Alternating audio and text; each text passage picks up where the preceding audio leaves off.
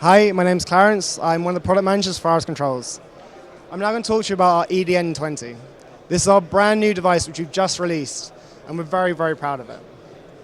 Using our own protocol, we communicate DMX to this device, and that converts it back into physical DMX. Instead of needing to use a node, which you need to remember the IP address of, this can be configured completely within Designer. It has 20 DMX ports out back, and allows you to massively increase the scale of which you work. It can be configured with any single Pharos controller, but only with a Pharos controller.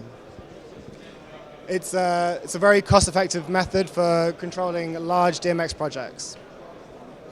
As an attachment to that, we're about to release the SDI. This is a serial data interface, and that allows us to talk SPI and other synchronous and asynchronous protocols.